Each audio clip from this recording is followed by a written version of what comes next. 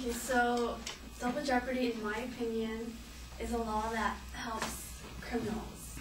So today I'm going to be talking about double jeopardy and why it should be banned or abolished. I just feel like if there's new evidence coming up after trial, there shouldn't be a problem for another retrial for that same case. And then first I'm going to explain to you about what double jeopardy is, why I feel like it should be abolished, and a case where, you know, the crazy boyfriend got away with murder. So first, double jeopardy is prohibited by the Fifth Amendment of the United States Constitution, and it's been around for like decades and decades now. So double jeopardy protects a defendant who has been found not guilty of a crime. So basically, the courts cannot have another trial for that crime. So once found not guilty, you know, when new evidence comes up or error of laws, like the judges denying admission of evidence or corruption of process, like threatening or bribing witnesses, you know, there can't be another retrial for that. And with double jeopardy in place, I feel like murderers, rapists, people who shouldn't be on the streets are allowed to live a normal life. Like with technology improving, like especially in the previous years, like the murderers in the past are getting away with murder now. So I feel like with technology now, you can, you know, reopen a case from the past and then, you know, charge them with murder, even if it was like 30 years ago. So, you know, with technology growing, DNA, facial mapping techniques, voice identification technology, it can solve cases, so I feel like there's no problem in reopening the case.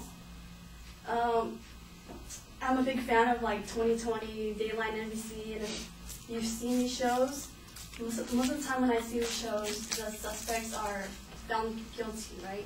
But then there's times when there's like unreasonable doubt, small reasonable doubt, so they're let off the hook, and I feel like they need to be held accountable for their crime. There's this one.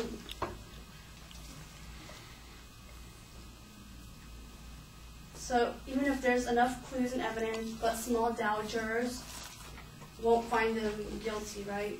So, because they have to prove beyond a reasonable doubt. So I feel like there should be another trial for this, and double jeopardy allows murderers to live a regular life in which they do not deserve. There was this one case where, I mean, there's a lot of cases online I read where, you know, this crazy boyfriend, he kills his ex-girlfriend, and then, but due to insufficient evidence, he was let off the hook. And then, you know, after his charge, he was charged with another murder, found guilty, and then while he was in prison, he admitted to killing his previous girlfriend. But due to, you know, even though he admits to this, the courts can't charge him for it because of double jeopardy. So I feel like double jeopardy should be abolished, and it allows dangerous criminals off the hook. And I found this statement online, and when I read it, I was like, wow, I never thought about it. And it says, when a conviction appears tainted, we allow a retrial. Why not for an acquittal? We allow convictions to be overturned because new technology or evidence indicated innocence. Why shouldn't we allow a retrial when it indicates guilt? So, thank you.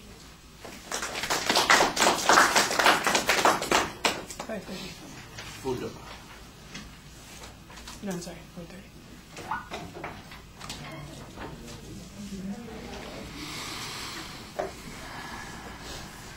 Hey, boo.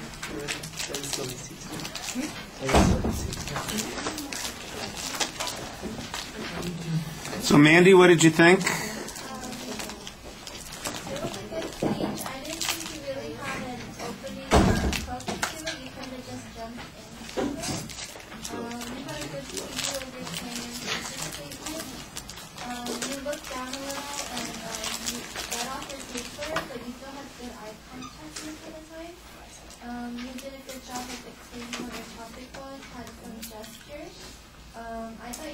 good job of talking to us and had some audience interaction.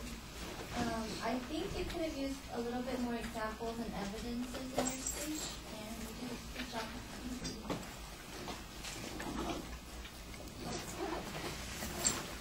All right, well, you picked out a few of the things that I thought were problematic as well. There's no attention device. You dive right in with the topic. The truth is that you end up defining what the topic is and explaining what the controversy is after you've told us what your point of view on the topic is, and that just feels backwards. I thought that you were trying to preview the contents of the speech early on, but I didn't hear much signposting after that, and so it didn't really keep much structure to it. The proof is definitely problematic. You need some stronger information to support your position. I like the quote that you have at the end, or at least the kind of philosophical statement that you present at the end. But when it comes to supporting a need for this, the closest we come to having any proof on this is that you've got this one example about a crazy boyfriend who was let off the hook, and later on, when he was in prison convicted of another crime, he admitted to killing the first person. Well, I might not feel like it's right that he didn't get convicted in that first situation, but since he's in prison for killing somebody else, I'm not exactly sure why we should be worried about this. And this is the only example that you've got that this is happening. Now, I don't doubt that there are guilty people that go free. One of the things, though, that's missing is any sense that the reason that they go free is because there's some flaw in the court system or the process. You mentioned all this new evidence or technology or other things that could reveal information later on. Is there an example of a case where that's happened? I don't get an example of a case like that. Are there any authorities who are predicting that we'll be able to, go back to crimes years ago that we thought we had solved, but we couldn't get the conviction on, and now with new technology we know that O.J. did it even more? Something like that. That's kind of what you need to have, something along those lines. And you don't have anything like that. You just have that vague reference of the case that you found online, and that's not really very substantive support for this argument. All right, thank you.